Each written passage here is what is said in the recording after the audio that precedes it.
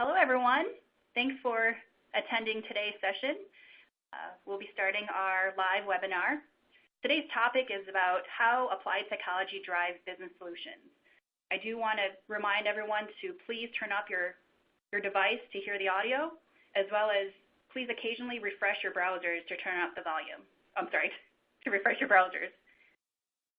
And viewing the bottom, the Q&A section, you could update your questions, and we'll address them towards the end of the presentation. Today's agenda, I'm your host and facilitator, Gina Chang, and today we have Program Director, Dr. Ellen Leggett, and we will be covering the Applied Psychology Program Overview and Curriculum, Career Directions. We also have our faculty spotlight, Dr. Meredith Lepley. We'll go over practical applications of the MAP program, and then wrap up with next steps to apply. So thank you, Dr. Leggett, for joining our session today. Would you mind telling us about your background and your roles here for the Applied Psychology degree? Yes, thank you, Gina, and welcome to all of you who are on the line today. Thank you for joining us. I joined this program 5 years ago as the program director, and like many of you, I have an undergraduate background in psychology. I grew up on the East Coast, and my degree is from Mount Holyoke College. And then, like many of you may be considering, I earned a master's degree in human development from an organization that I thought would be one that could propel my career forward, even though I was getting a one-year master's degree, and that was from Harvard University. I later went back and earned a doctorate from Harvard as well. Most of my career has been in applied areas. I have had a 20-year plus career applying psychology in the legal arena, working with trial lawyers around the country to help them understand how jurors make decisions and how to work with the entire trial team for strategically presenting the case in trial. I've worked with witnesses, preparing them to testify from all kinds of corporations. I've only done corporate work. And thus I've seen companies when they're at their worst, when they face the court of public opinion. My academic research, though, has been always in the area of motivation and personality, in particular the area of mindsets. I'd like to talk a little bit about what we think we're doing in this program to make applied psychology relevant for business. Obviously, there are many arenas in which psychology can be applied. Education and counseling are two of the oldest ways in which psychology has been applied, but applications for business are newer. Our thinking is that human behavior is central to the crucial functions of motivating both employees and reaching the consumers of a company. Today's workplace and the marketplace are both global, and we feel that psychology can play a crucial role in moving organizations forward in the new global era. As I mentioned, both consumer psychology and organizational psychology are central to our program. Consumer psychology really concerns the behavior of consumers in the marketplace. We understand and ask questions about why do consumers make the purchases that they do, what are the decision-making steps that consumers go through on their journey to purchase, how can we communicate persuasively to consumers, and also how can we build and communicate effective strategic marketing and advertising programs. On the organizational side, we look at human behavior in the workplace. The marketplace and the workplace are both considerations for us. And what we look for in the organizational psychology applications are how can businesses and organizations make better business decisions based on data that we can provide them about people, whether those people are employees or, as above, we were talking about consumers. Also, how can we assist organizations in implementing large-scale organizational change? Importantly, how can organizations attract and retain top talent, the employees that will really be crucial to moving their organization forward?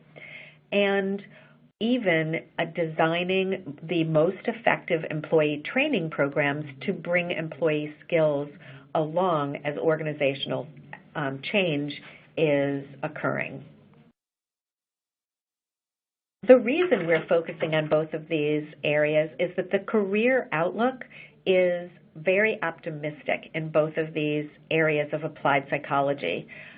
Human resources, organizational psychologists, and even employee training and development professionals will be in higher than normal demand going forward. Additionally, market research and consumer insights positions are also expected to be increasing. In fact, the position of market research analyst, which is a position many of our students do strive for, was named the #1 best business job in 2013 by U.S. News and World Report. So we really are focusing on areas that we think organizations are focusing on as well, and the demand is there. What does the program entail? Our program, we think, is quite unique. First, because we combine both organizational and consumer psychology, as I've just described. But secondly, this is a very challenging program that is on an accelerated program format. Online students can earn this full degree in 16 months if you take 2 courses per term, which is what the program is designed to have as a normal trajectory. And this would include both a 1-semester internship of the student's choice and a capstone research project, all within the 16 months. Secondly, we believe we're unique because we have a uniquely qualified faculty, and you'll get to hear from Dr. Lepley a little bit later, but I have hired faculty for this program, and USC has invested in faculty who have particular interests that are relevant to the program, primarily because they not only have stellar academic backgrounds and training, but also have had experience as professionals working and consulting for organizations in many industries, including nonprofits and government agencies. But what I like to comment on most is that I know these professors, and I know them to each and every one of them be passionate about the role that they play and that psychology-trained individuals can play moving forward in organizations. Lastly, our program is contemporary and globally relevant. We are, even in the online format, designing the projects and the assignments for our courses to be team-based projects that are often using real-world examples, real-world company challenges. And we're focusing on the role that data can play in helping organizations make important decisions. With respect to being globally relevant, we talk very often in the program about the fact that in today's world, the marketplace for products is global, and the labor force for companies is also global. To provide students with an opportunity to get first-hand experience working in an international organization, we've created an optional summer internship in Dublin, Ireland, for students to work for a summer in Ireland, an internship. Since I mentioned internships, I love this slide because it is a kind of a smorgasbord of logos from the many kinds of companies that our students have done their internships in. We have online students who are around the country in organizations already, working at companies or aspiring to work in companies. And thus we've had interns at organizations as diverse as Facebook and Intel in the Silicon Valley, Mattel and other entertainment organizations and companies here in Los Angeles, consulting firms like Towers Watson up there on the right-hand side, and Boston Consulting Group. We also have public agencies like Metrolink, the U.S. Air Force. We've had a student who is an enlisted member of the Air Force do an actual internship at the Air Force in another department, another area of service. And we also have nonprofit organizations, large and small, represented that students have found interesting work to do. Because if you think about it, every kind of company and organization needs employees and needs external stakeholders, their consumers or the company audience that they are trying to target their products for. So regardless of the industry that you're interested in, you ought to be able to find fruitful opportunities for internships, as our students have. A quick summary of the requirements for our program. There are a number of foundation courses. These are required courses. The first group here on this slide are the required courses that cover both organizational psychology and consumer psychology. You see both of those listed. You also see a requirement for a research methods in applied psychology. Dr. Lepley will be talking to you about that class, as she's one of the key professors in that area. And you also see professional seminar. Pro seminar means professional seminar.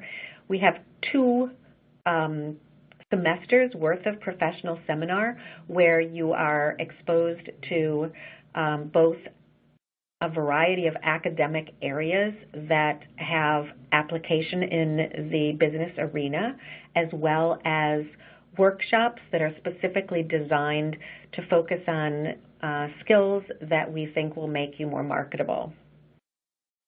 There are also 6 units of practica required, and that includes 4 units for the internship. You actually take a course during the term that you are engaged in your internship so that you can share with other students what you are doing that's similar, what's dissimilar, and learn from them, as well as through your own experience. And we also require a 2-unit research project, as I mentioned, that is the capstone treatise. 2 courses are electives of your choice. And on the right-hand side here, under the photo of some students meeting with a client, that's what that photo is there, we have electives currently in group dynamics, cross-cultural psychology, interactive media, an advanced workshop in quantitative methods, and also a course in the psychology of employee selection.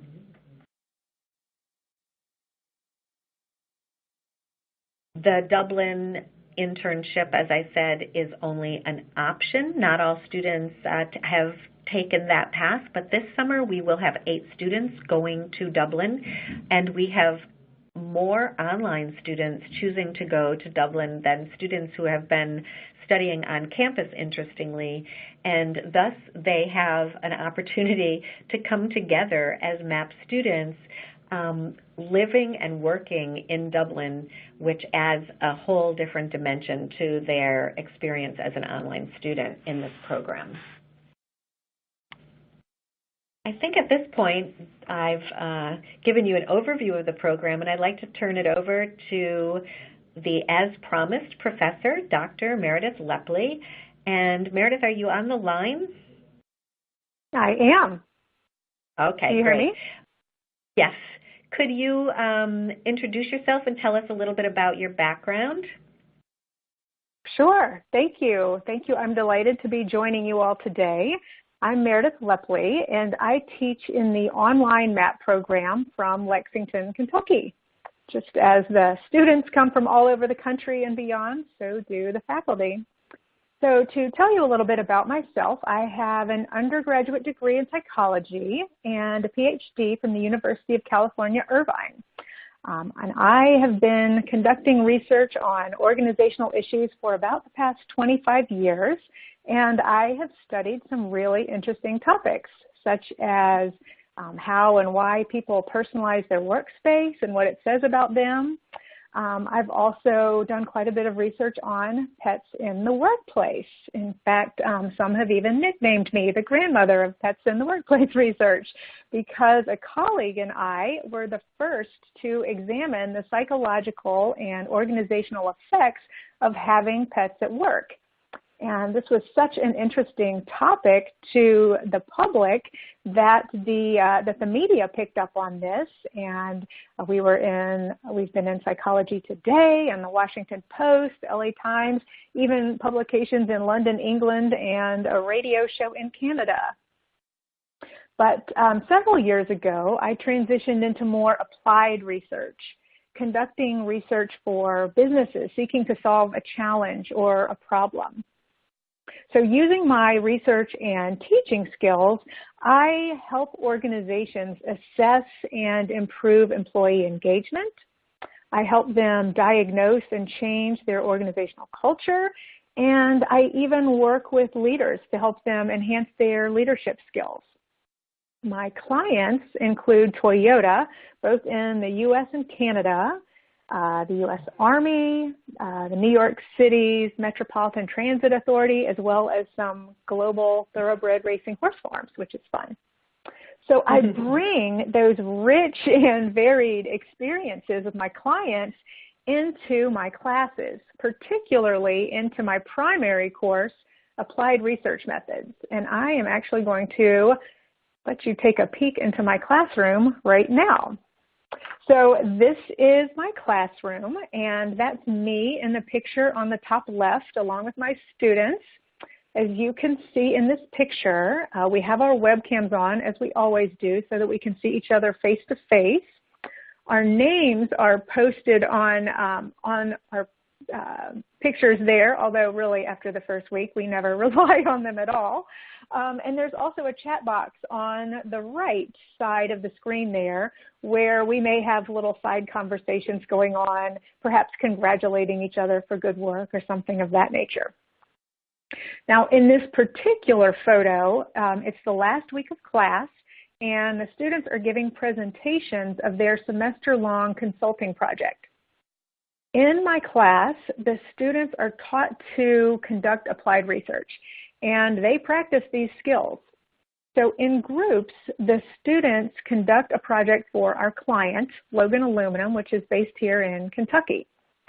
And this, like I said, this is a semester-long project. So early in the semester, people from Logan join us in the classroom, and they discuss their business challenges and their research needs, which in this case happens to be an engagement survey. And then in teams, the students work together to design a survey using survey software, and they analyze the data using SPSS. Afterwards, they prepare a report of the results, and they deliver a presentation, which is what you see here. So the students really seem to enjoy this class, and I really enjoy working with them, their skills. To see the development of their skills over the course of the semester is pretty impressive. That does not sound like your usual undergraduate statistics class, Dr. Lepley. Thank you for taking us inside your classroom. I've moved to the next slide here, which shows some of the other faculty in the program, and me there in the rose-colored robe there. But could I ask you to comment about your colleagues? What observations do you have about others who teach in the program as faculty? I continue to be impressed with my faculty colleagues. They have extensive experience and consult on projects all over the globe. In fact, one of our colleagues was on a project in Scotland last week. And yet, although they are busy practitioners, they are highly accessible to their students. The MAP program is high touch, and we have a lot of interaction with our students. Of course, in class, but also one-on-one. We're constantly in contact with them, individually emailing, texting, having web chats with video, etc. So the faculty are really accessible. And the MAP program is really committed to developing a strong community and has been really thoughtful and deliberate about how best to create an ideal sense of belonging and connectedness within this program. In fact, we're so committed to this issue, and since we are focused very much on data, we recently conducted a needs assessment collecting some data on community, and we were really pleased with the results. So this is a strong community, and I'm really excited in May to go to campus for graduation to meet in person these students that I have been working with for over a year. And I'm sure it will feel very much like a family reunion since we already feel so connected to each other.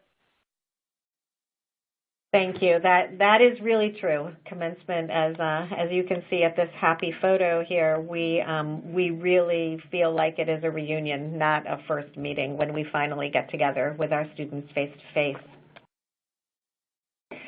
Dr. Lepley, could you kind of wrap this up a little bit by commenting on what role you see applied psychology playing in business? Why is it important? Mm-hmm.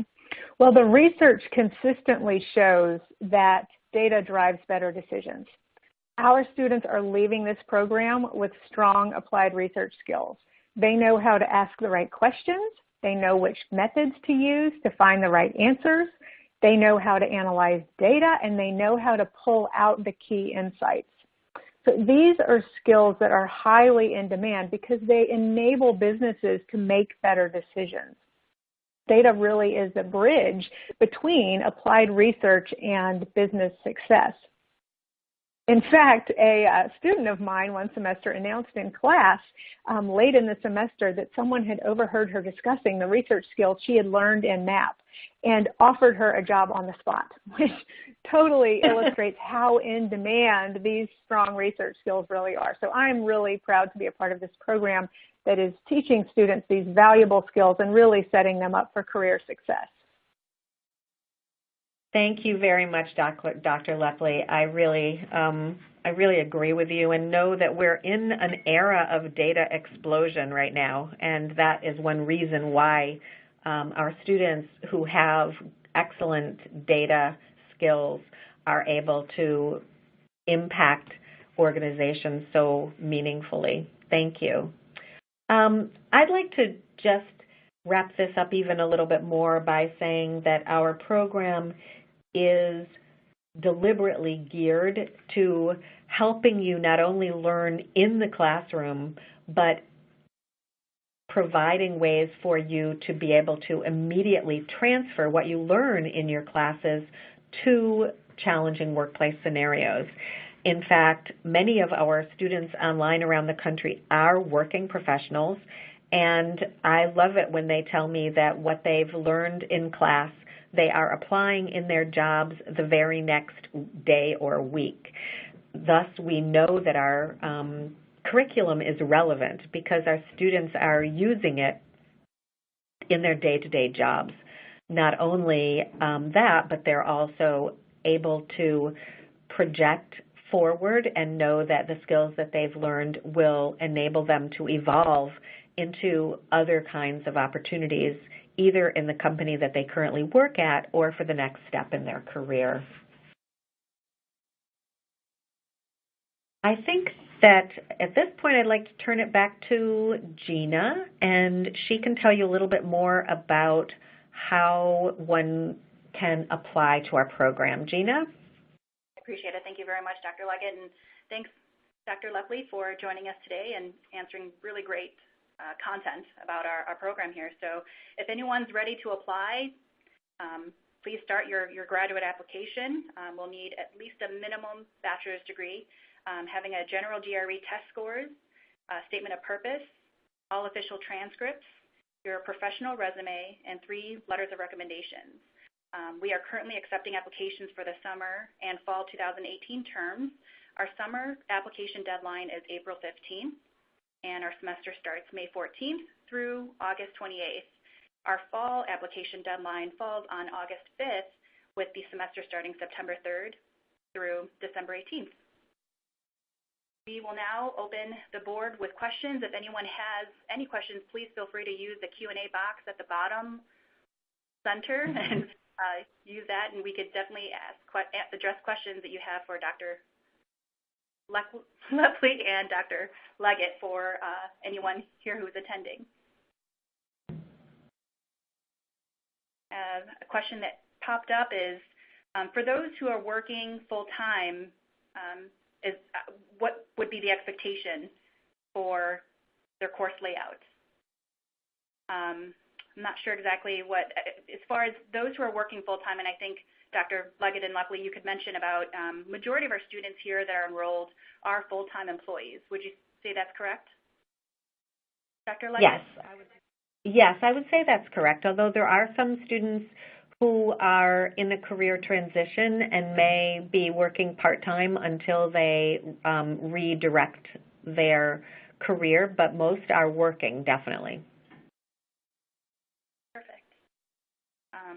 How does our online program provide support to the distant learners outside of LA? Oh, that's a great question. Well, I think you heard from Dr. Lepley that the faculty is very committed to the students, and we reach out to the students and try to have as much one-to-one contact with students as possible. But in addition, on the line here with me is our program advisor, Serena Dipp, who is the academic advisor for all of the online students. And she also is in one-to-one communication with students to get to know what their career goals are, to work with them on internship placement and registration for courses. She's the person that knows what you need to do if you're having a really busy couple of months at work and you don't think you can get your assignments done. Maybe you need a leave of absence. Maybe you need an incomplete. Maybe you just need to talk to the professor. And more often than not, talking to the professor will yield a solution because our faculty is committed to the success of every student. Thank you very much. Another question came in about working full-time. Would the internship requirement require taking on another job? Oh, I love that question. This was one of the areas that we have, when we started this online program for working professionals, we wondered what we would find in the way of internship opportunities for students and how that would take shape. And I'm very proud of the way we have worked with students to articulate the goal. The goal for all students, whether you are full-time working or not, is to identify where you want to go. What do you want to learn, and what new skills are you aiming for? Because these may not be possible to you in the job that you have currently. Although there may be other people or other departments in your current workplace that may offer an opportunity for you to learn those skills. We have a very good track record of advising students to talk with their supervisors, talk with HR at their company, and to talk to managers who are in other areas. For example, a student who maybe is an executive assistant to the CEO, to use a recent example, is interested in going into HR. And she has arranged for one day a week to work with HR on some special projects. And everyone in the organization recognizes that this is for her to achieve her degree. They're supportive of her degree progress, and love the opportunity for her to cross-train in another functional area. The words cross-train are very important within many companies right now, and it increases your value to your current employer if you also know how to do something else. These opportunities have been very successfully created for many, many of our students. And if not, then some students have gone so far as to take a leave of absence in order to pursue another opportunity, but I'd say that's rare. Generally speaking, they're doing something that may enable them to do weekend work or evening work. But the first advice we give to every student who is working is to look close to home first at your current workplace. Where are there projects that no one has had time to do, and how can this provide you an opportunity to gain visibility and gain more skills?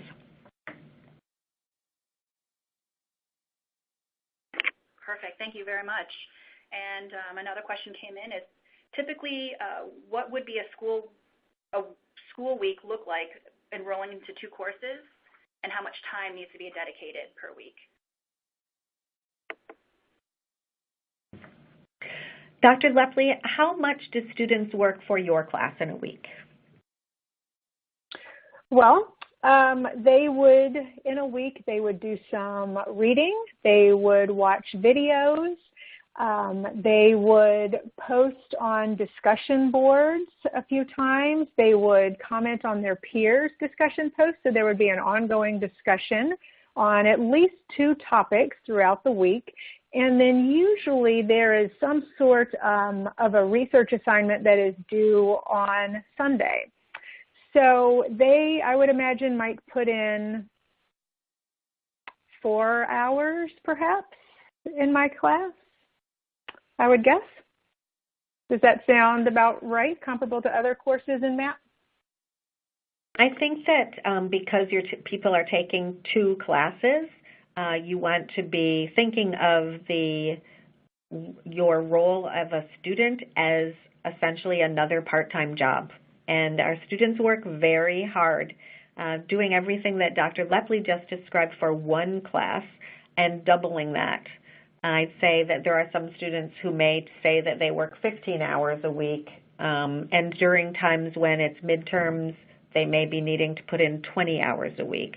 But clearly your weekends and your evenings are the time when, if you're working full-time, those are the school times. And you need to be prepared to maybe realign your priorities a little bit in order to use that time effectively to meet your assignments and the schedule that we set out. As Dr. Lepley mentioned, each lesson is a week long, so that much of the work is self-paced throughout the week.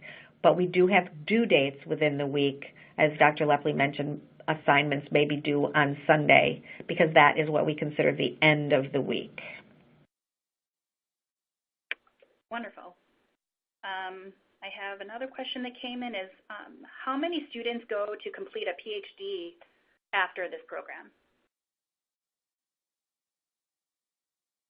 Some do, but I would say that the goal of this program is not to be a feeder to PhD programs.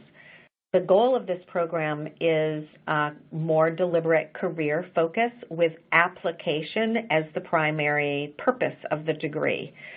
So, for example, a PhD program that is very heavily research-based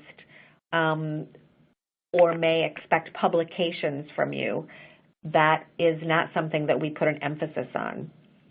On the other hand, there is no such thing as never, and we do have students who become so excited, for example, about the area of organizational psychology, that they want to continue learning and apply to PhD programs straight out of the program.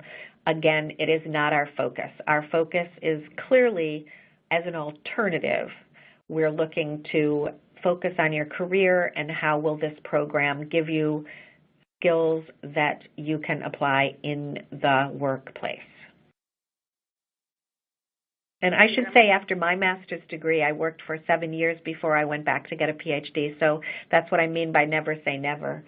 It's we believe in growth and that we all continue growing and learning. It's just what is the primary focus of our degree. Absolutely. No, that's a great question. Another question came in about the benefits of our online degree versus obtaining a certificate.